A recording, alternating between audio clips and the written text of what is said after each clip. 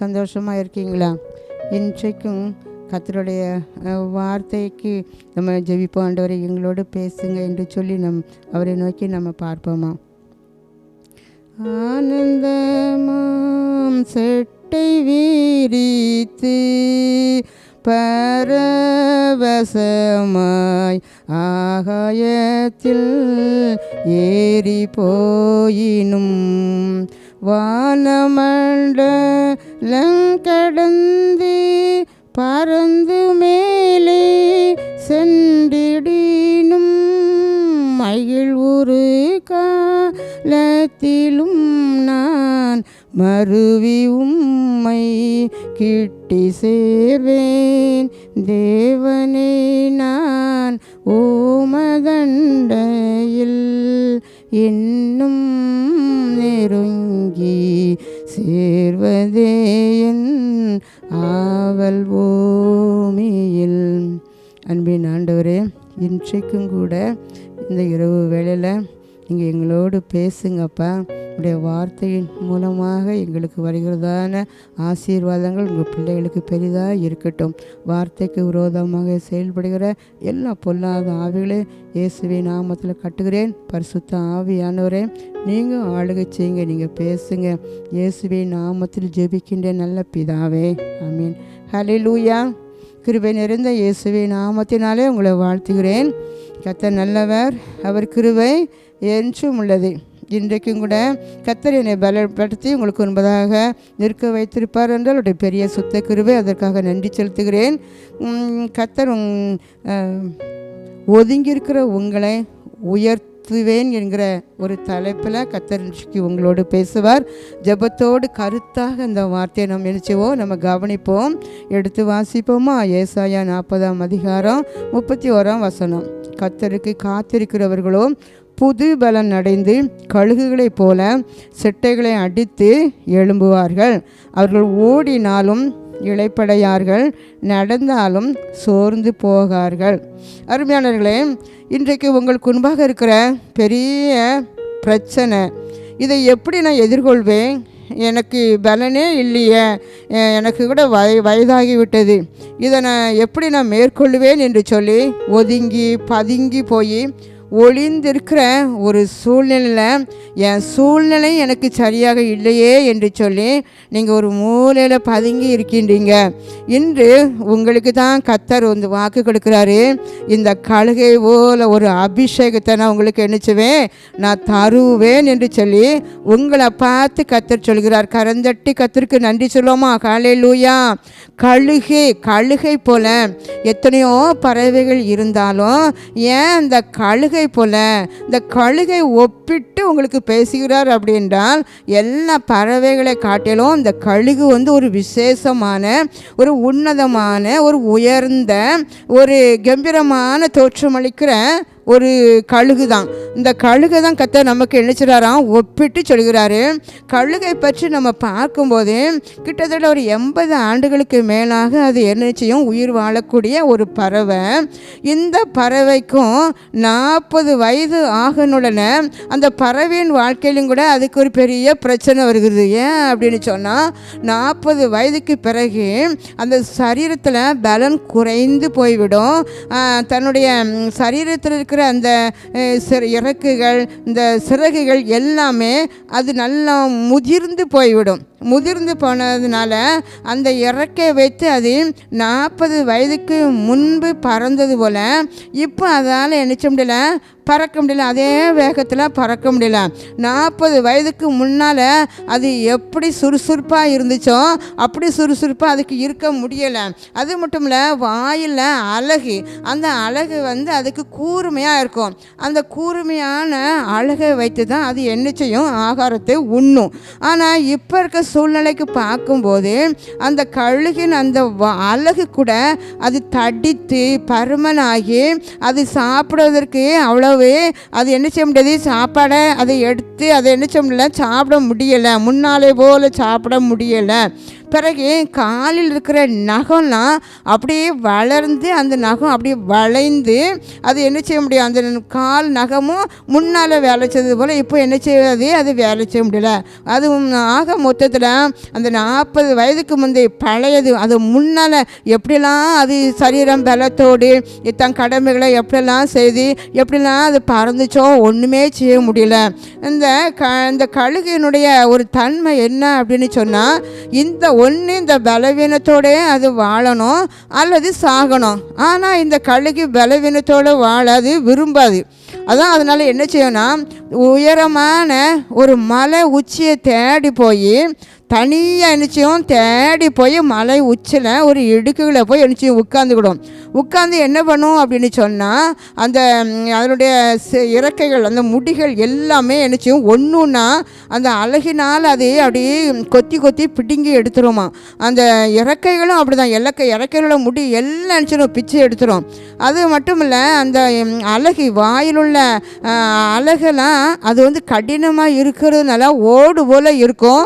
அதை அவ்வாறு ஈஸியாக அது என்ன செய்ய முடியாது, அது உடைத்து பிக்க முடியாது. ஆனால் அந்த கழுகு எவ்வளோதான் வலி வலித்தாலும் அது வேதனையை தாங்கி கொள்ளணும். அந்த பாறை இடுக்குகளில் அந்த அழகை அங்குமாக அதை அடித்து எடுத்து அதை என்ன செய்யுமா உடைச்சி எடுக்கும்போது ரத்தம் என்ன செய்யும், சொட்டு சொட்டாக வடியும். வேதனை பயங்கரமாக இருக்கும். அதேபோல் நகத்தையும் உடைச்சி எடுக்கும்போது பயங்கரமான வலி இருக்கும்.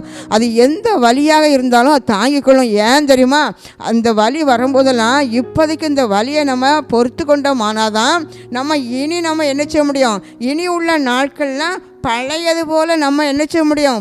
ஆமாம், நம்ம கழுகு வயது திரும்ப நமக்கு என்ன செய்யும் வரும். வாழ வயது கழுகுக்கு வாழ வயது வாலிப வயது போல் நம்ம என்ன செஞ்சிருவோம், மாறிடுவோம். அப்படி ஒரு நம்பிக்கை அதுக்கு இருந்துச்சு. அந்த நம்பிக்கையோட அது எல்லாவற்றையும் எல்லாம் எடுத்துகிட்டு எங்கே இருக்கும், ஒரு 5 மாதம் கிட்டத்தட்ட ஒரு 150 நாள் வரும். அவ்வளோ நாளும் அது பொறுமையாக எதுவுமே சாப்பிடாம, எதுவும் சாப்பிடவும் முடியாது, எல்லாத்தையும் உடச்சி எடுத்தாச்சு. 150 நாள் அது என்ன செஞ்சிடும், தனிமையாக இருந்து அது அப்படியே பொறுமையாக அங்கே இருக்குமா பாருங்க. அந்த 150 நாள் கழித்து பார்த்தா அந்த வாயிலுள்ள அழகுகள் அது என்னச்சிடும் முளைத்து வளர்ந்துடும். சரீரத்தில் முடியெல்லாம் அது பிடுங்கி போட்ட எல்லாம் முடியும் திரும்ப என்ன செஞ்சிடும், வளர ஆரம்பிச்சிடும். எதெல்லாம் பிடுங்கி தூர போட்டுச்சோ எல்லாம் திரும்ப என்ன செஞ்சிடும், அது முளைக்க ஆரம்பித்து இப்போது அதை பார்க்கும்போது அது சின்ன இளம் வயதான கழுகை போல் இல்லை, இளம் வயது அது இருந்தது போல் சின்ன கழுகை போல் அது என்னச்சிடும் மாறிடும். 150 நாள் கழித்து அது என்னச்சுமா தன்னுடைய செட்டைகளை என்னச்சியும் அழகாக அடித்து உயரத்துலேருந்து அது பறக்கும்போது அதை முதல்ல பார்த்தவங்க இப்போ பார்த்தா ரொம்ப ஆச்சரியமாக இருக்கும். அப்படிப்பட்ட ஒரு தோற்றம் அதுக்கு வந்துடும் பாருங்க. அருமையானவர்களே, இன்றைக்கும் கூட கர்த்தருக்கு காத்திருக்கிற பிள்ளைகளுக்கு அந்த கழுகு எப்படி திரும்ப ஒரு பலன் வந்துச்சோ அதே போல் பலன் குன்றி போய் பலன் அற்று போய் நம்பிக்கை அற்று போன சூழ்நிலையும் எனக்கு சரியில்லை அப்படி சொல்லி நீங்கள் இருக்கிற உங்களுக்கு தான் ஆண்டு சொல்கிறாரு. அந்த கழுகு ஒரு நேரத்தில் எல்லா பலனும் குறைந்து போய் எப்படி மலை உச்சியில் போய் எப்படி தனித்து இருந்து அது பொறுமையாக காத்திருந்த பிறகு தான் அதுக்கு ஒரு புது பலன் வந்தது. ஹல்லேலூயா! நீங்களும் கர்த்தருடைய சமூகத்தில் காத்திருக்கிற ஒரு தேவனுடைய பிள்ளை தான். இன்றைக்கு அந்த கழுகு எப்படி அது தன்னுடைய வாழ்க்கையில் புது பலனை பெற்றுக்கொண்டதோ கர்த்தருக்கு காத்திருக்கிற உங்களுக்கும் உங்கள் குடும்பத்திற்கும் அந்த கழுகுக்குள்ள ஒரு அபிஷேகத்தை தருவேன் கர்த்தர் உங்களை பார்த்தேன்னு சொல்கிறாரு. ஹல்லேலூயா! ஹல்லேலூயா!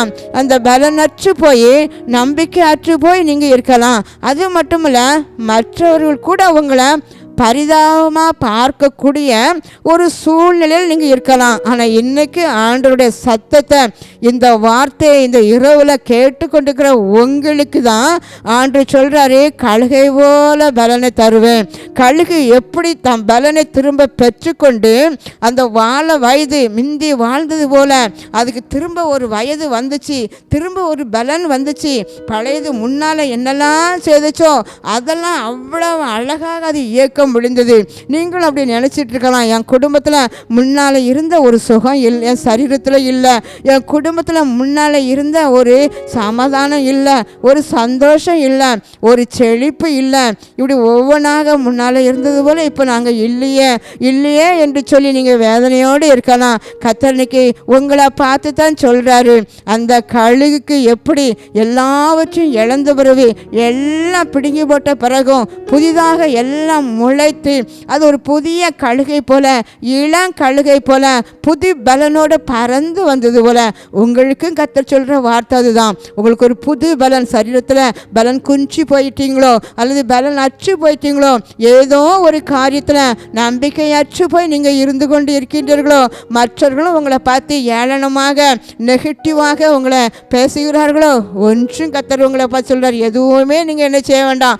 இதெல்லாம் நினைத்து நீங்கள் சோர்ந்து போக தேவையில்லை. உங்களுக்கு தான் அந்த கழுகுக்குரிய ஒரு பலனை தருவேன். கழுகு எப்படி சட்டைகளை அடித்து எழுமினது போல உங்களுக்கு முன்பதாக நின்று உங்களை எதிர்கொள்ள முடியாதபடி மேற்கொள்ள முடியாதபடி இருந்த எல்லா காரியத்திலையும் இன்றைக்கு மேற்கொள்ளத்தக்கதான ஒரு பலனை கர்த்தர் உங்களுக்கு தருகிறேன் என்று கர்த்தர் வாக்கு கொடுக்கிறார். கரந்தட்டி கர்த்தருக்கு நன்றி சொல்லுவோமா? ஹல்லேலூயா, ஹல்லேலூயா. நண்பனே கலங்காதே, நம்பிக்கை இழக்காதே, கண்ணீரை துடைப்பவர் உன் அண்டையில் நிற்கிறார், உன் கண்ணீரை துடைப்பவர் உன் அண்டையில் நிற்கிறார். நம் இயேசு நல்லவர், ஒருபோதும் கைவிடார், ஒரு நாளும் விலகிடார். ஆத்மானவர்களே, நீங்கள் பிரச்சனையை பார்த்து சோர்ந்து இருக்கிற உங்களுக்கு தான் கழுகின் பலன் என்று கர்த்தர் உங்களை பார்த்து சொல்கிறார். ஹல்லேலூயா. இது மட்டும் இல்லை, கழுகின் குணங்களை மற்றும் நம்ம 2 காரியத்தை நம்ம சிந்திப்போம். முதலாவதாக உபாகமம் 28ஆம் அதிகாரம் 50ஆம் வசனத்தை நம்ம பார்க்கும்போது அங்கே என்ன சொல்லியிருக்குது அப்படின்னா, அந்த வசனத்தின் கடைசி பகுதியில் கர்த்தர் உன்மேல் கழுகு பறக்கும் வேகமாய் வரப்பண்ணுவார் என்று சொல்லி, அப்போ கழுகை பற்றி வேதம் என்ன சொல்லியிருக்கிறது அப்படி சொன்னால், இது என்ன செய்யுமா? கழுகு பறக்கும் வேகமாய், கழுகு பறக்கும் வேகமா என்று சொல்லியிருக்கிறது.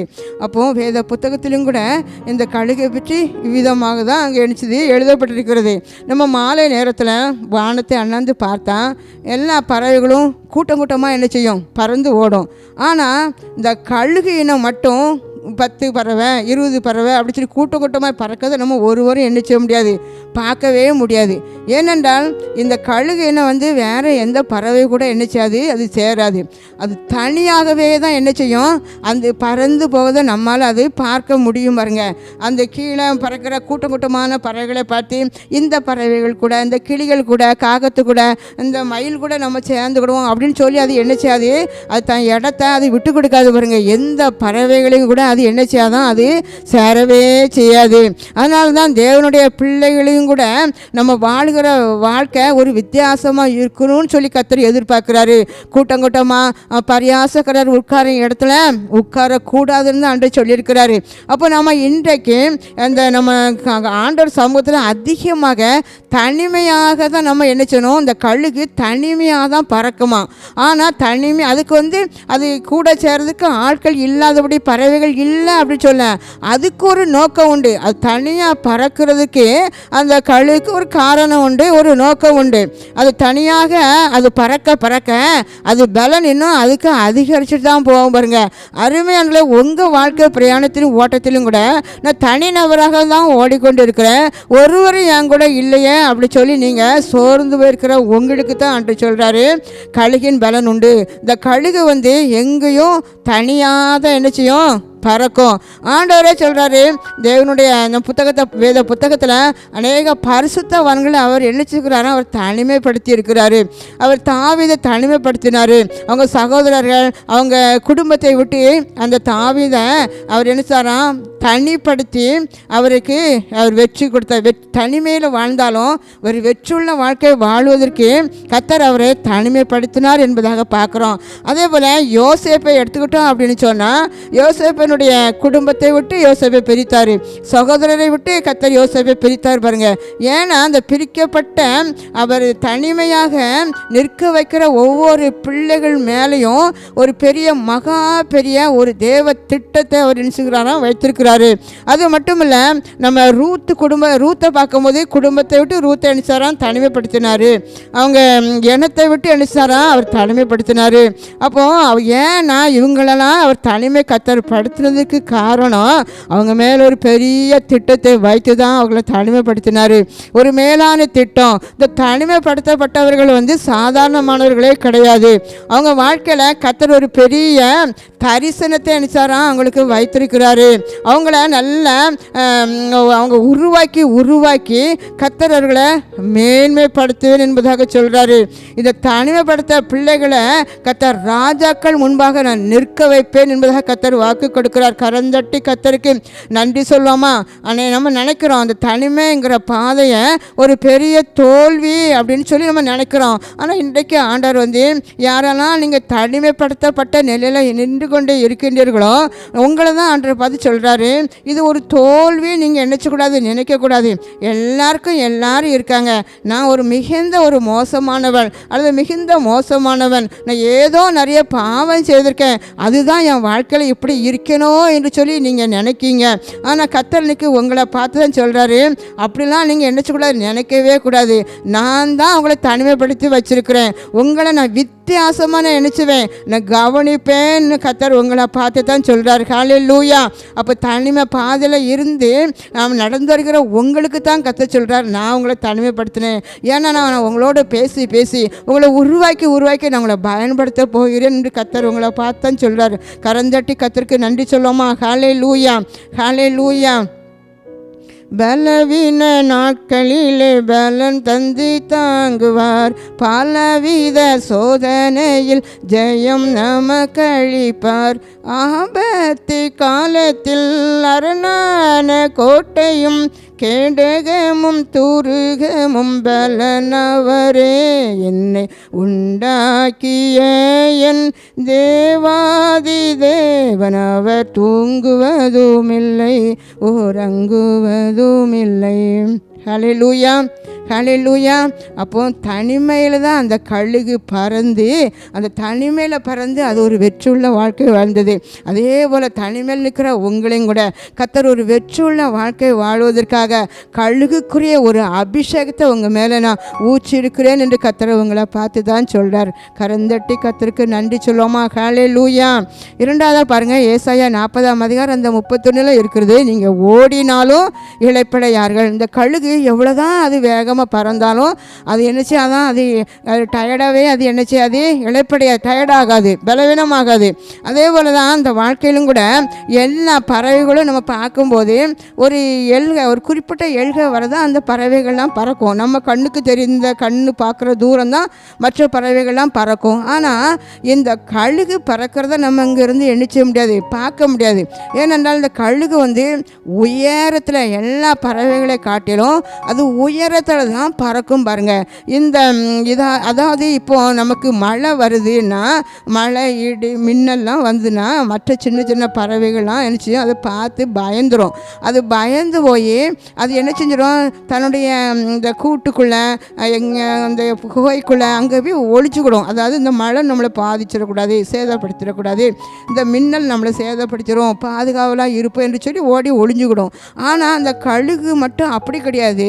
இது என்ன பண்ணுமா அப்படின்னு சொன்னால், மழை வர்றதுக்கு என்ன செய்யும், மழையை உண்டு பண்ணுகிற அந்த மேகத்துக்கு மேலே போய் தான் அது என்ன செய்யுமா, அது பறக்குமா. ஏன்னா பயப்படாது, அதுக்கு அவ்வளோ பலன் இருக்குது பாருங்க.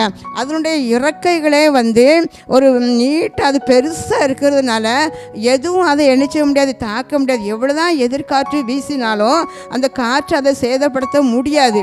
இந்த இறக்கையும் கூட என்னச்சாது உடைஞ்சி போகாது. அது எதிர்த்து எதிர்த்து பறக்க பறக்க அதுக்கு புது புது பலன் வருமா. அதே போல தான் தேவனுடைய பிள்ளைகளுக்கும் எதிர்காற்று போல பிரச்சனைகள் வரலாம், பாடுகள் வரலாம். ஆனால் நீங்கள் அந்த கழுகை போல பலன் உள்ளவர்களாக நீங்கள் என்ன செய்யணும், நீங்கள் எதிர்காற்று வீசுவதற்கு தைரியமாக இருக்கணும். ஏன்னா கர்த்தருக்கு காத்திருக்கிற எனக்கு அந்த கழுகை போல பலன் இருக்கிறது. இந்த சின்ன சின்ன பிரச்சனை, இந்த சோதனைகளுக்கெல்லாம் நான் என்ன செய்ய மாட்டேன், நான் பயப்பட மாட்டேன், நான் எதிர்நீச்சல் போடுவேன். அப்புறம் தைரியம் இருக்கும். அந்த காற்று எதிர்காற்று வீச வீச இந்த கழுகு என்ன செய்யும், அந்த எதிராக எதிர்த்து நின்று அது என்ன செய்யும், பறக்கும். அருமையானவர்களே, நீங்களும் அதே போல் கர்த்தர் எனக்கு என்ன செஞ்சுருக்கிறாரா, அந்த கழுகுக்குரிய பலனை தந்திருக்கிறாரு. அதனால் இந்த மழை ஒன்று என்ன செய்யாது, சேதப்படுத்தாது, இந்த மின்னல் என்னை சேதப்படுத்தாது என்று சொல்லி அந்த ஒரு தைரியம், விசுவாசம் குறைந்து போயிடக்கூடாது, நம்பிக்கை குறைந்து போய்விடக்கூடாது. பாருங்க, நம்ம எதிர்கொள்வதற்கு நம்ம ஆயத்தமாக இருக்கணும், பயப்படவே கூடாது என்று கர்த்தர் சொல்கிறாரு. பிரச்சனையை பார்த்து சோதனையை பார்த்து ஒரு மூலையில் போய் உட்கார்ந்துக்கிட்டு நம்ம நினைச்சக்கூடாது. தைரியம் இல்லாதவர்கள் போல நம்ம செயல்படக்கூடாது. நம்ம நம்பிக்கை அழிந்து போயிடக்கூடாது. பிள்ளைகளுக்கு விசுவாசமும் நம்பிக்கை நினச்சணும். ஒவ்வொரு நாளும் அது பெருகி கொண்டே போகணும். என்னால் முடியாது, இனி இந்த ஊழியம் என்னால் முடியாது, எனக்கு பலனே இல்லை, நான் ஒளிஞ்சுக்கிடுவேன், என் பிரச்சனை என்னை காட்டிலும் மிகவும் பெரிய பிரச்சனை, அது அதிகமான பிரச்சனை அப்படி சொல்லி நீங்கள் நினச்சி சோர்ந்து போகக்கூடாது. அந்த கழுகு அந்த மலை உச்சிலிருந்து என்ன செய்யும், நான் இனி ஒரு வாழ்க்கை வாழ்வேன், நான் புதிய வாழ்க்கை வாழ்வேன், புதிய பலன் எனக்கு வரும், புதிய ரெக்கைகள் எனக்கு முளைக்கும், புதிய அழகுகள் எனக்கு முளைக்கும், என் சரீரத்தில் முன்னால் விட என் சரீரம் இளம் வயது கழுகை போல் நான் மாறுவேன், நான் இப்படி வாழுவேங்கிற ஒரு நல்ல ஒரு எண்ணம் அதுக்கு இருந்து வைராக்கியம் இருந்துச்சு. அதே போல் கர்த்தருடைய பலனை உங்களுக்கு தந்திருக்கிறாரு. அந்த இந்த கழுகுக்குரிய பலன் உங்களுக்கு நான் தருவேன் என்று வாக்கு கொடுத்துருக்கிற தேவன், கழுகுக்குரிய அபிஷேகத்தை நான் உங்களுக்கு என்ன செஞ்சுருக்கேன், நான் தந்திருக்கேன் என்று கர்த்தர் இன்றைக்கி வாக்கு கொடுத்துருக்கிறார். அப்படி இருக்கும்போது நமக்கு புதிய பலத்தை கர்த்தர் நமக்கு தந்து விட்டார் என்று விசுவாசத்தோடு கூட கரந்தட்டி கர்த்தருக்கு நன்றி சொல்லுவோமா. ஹல்லேலூயா, ஹல்லேலூயா. நம்முடைய பிரச்சனை ஒரு நாள் நம்மளை நிர்மூலமாக்கவே ஆக்காது. நம்ம என்ன செய்யணும், நம்மளை ஜெயிக்க தான் பண்ணும், நம்மளை வெற்றியடைய தான் நம்மளை பண்ணும். பாருங்க, கழுகை போல் உயர நம்ம நினைச்சுவோம், பறப்போம். ஒரு நாளும் தாழ்வான பகுதிக்கு கீழான நிலைமைக்கு நம்ம போகவே மாட்டோம். கழுகு எப்படி உயரத்தில் பறக்குதோ அதே போல் உங்களையும் உங்கள் குடும்பத்தையும் உங்கள் பிள்ளைகளையும் உயர்ந்த ஸ்தானத்தில் வைப்பேன் என்று கர்த்தர் உங்களை பார்த்து தான் சொல்கிறார். ஹல்லேலூயா. எனக்கு இருக்கிற இந்த பிரச்சனை, நான் இனி கீழான நிலைக்கு தள்ளப்பட்டு போயிடுவேனோ, இனி பழையது போல் என்னால் வாழ முடியாதோ அப்படிலாம் சொல்லி ஒரு கேள்விக்குறியோடு நீங்கள் இந்த வார்த்தையை கேட்டுக்கொண்டிருக்கலாம். அப்படி கேட்குற உங்களுக்கு தான் பரிசுத்த ஆவியானவர் உங்களுக்கு பதில் சொல்லுகிற காரியம்.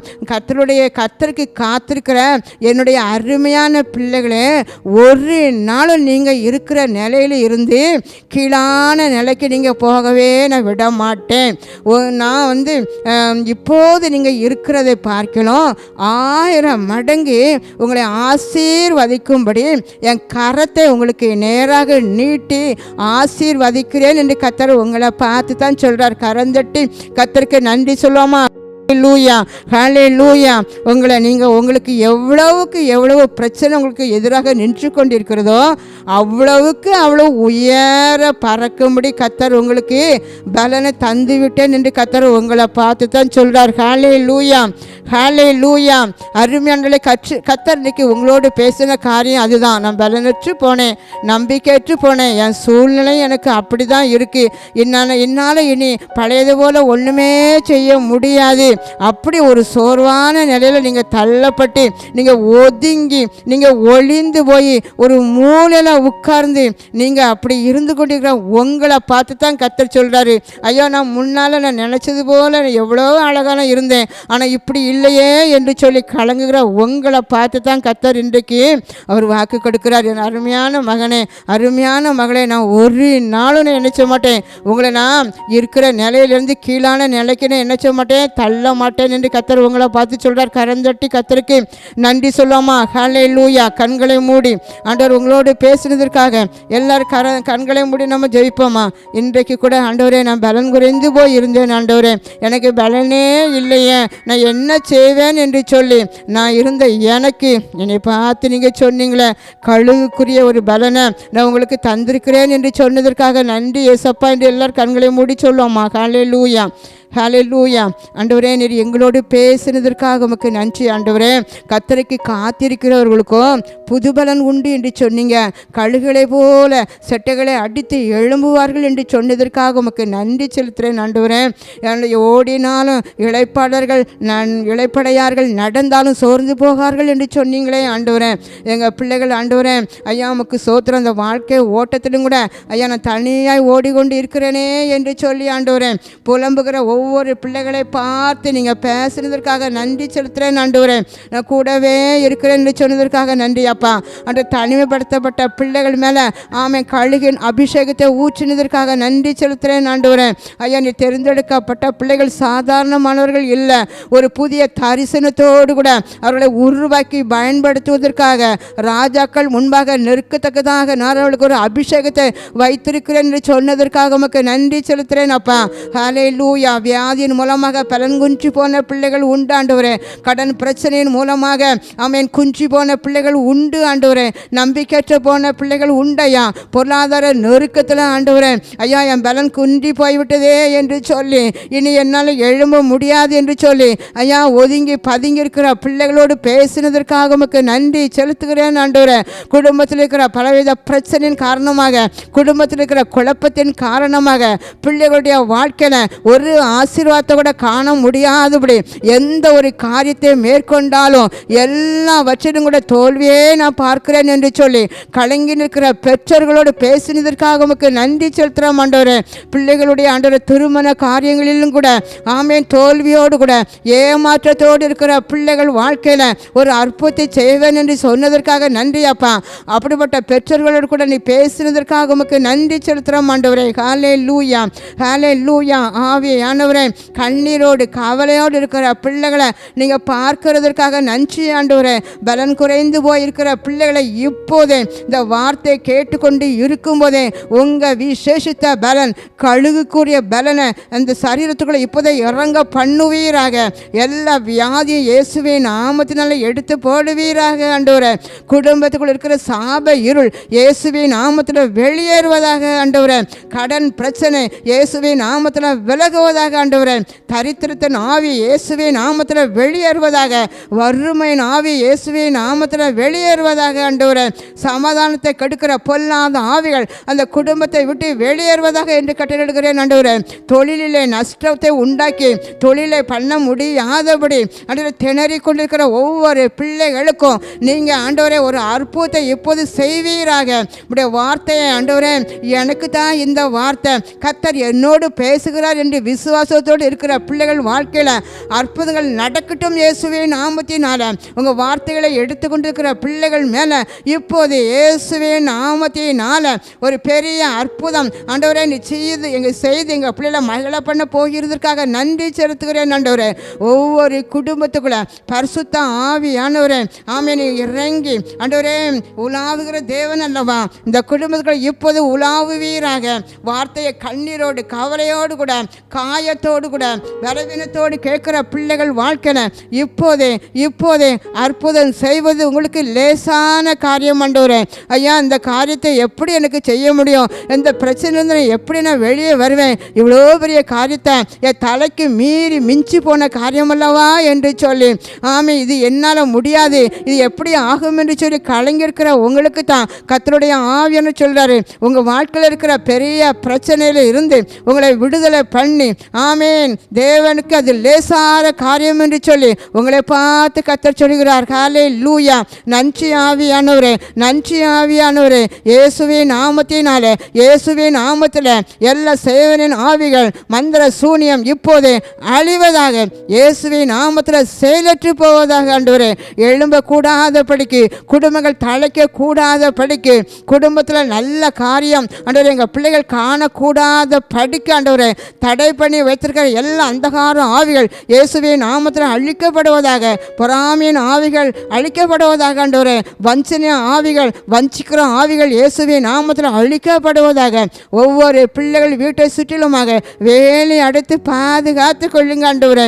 இந்த வார்த்தையை கேட்டுக்கொண்டு இருக்கும்போது ஒரு தெய்வீக பிரசன்னம் உங்களை சூழ்ந்து கொள்ளட்டும். ஒரு அபிஷேகம் இறங்கட்டுமையே. பரிசுத்த ஆவியானவரே, நீங்கள் இந்த பிள்ளைகளை இறங்கி வந்துருங்க ஆண்டவரே. பரிசுத்த ஆவியானவரே, ஒரு அபிஷேகத்தில் எங்கள் பிள்ளைகளை நிரப்புங்கப்பா, நிரப்புங்க ஆண்டவரே. ஹல்லேலூயா.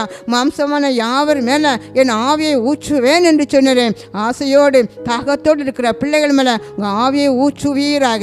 ஒவ்வொரு குடும்பத்துக்குள்ள இருக்கிற எல்லா சாப இருள் வெளியேறுவதாக. இயேசுவே நாமத்தினாலே சுகம் உண்டாகட்டும் ஐயா. ஒரு செழிப்பு உண்டாகட்டும் ஆண்டவரே. ஒரு சந்தோஷம் உண்டாகட்டுமே ஆண்டவரே. கண்ணீர் காவலை துடைக்க உன் துக்கம் சந்தோஷமாக மாறும் என்று சொன்னேன். அப்படிப்பட்ட அந்த வார்த்தை எங்கள் பிள்ளைகளுக்கு சொந்தமாகட்டுமே ஆண்டவரே. ஒப்பு கொடுக்கிறேன் ஐயா. எங்கள் பிள்ளைகளை ஆசீர்வதிங்க, வழி நடத்துங்க. மீட்பர் இயேசுவின் நாமத்தில் ஜெபிக்கின்ற நல்ல பிதாவே, ஆமேன். God bless you.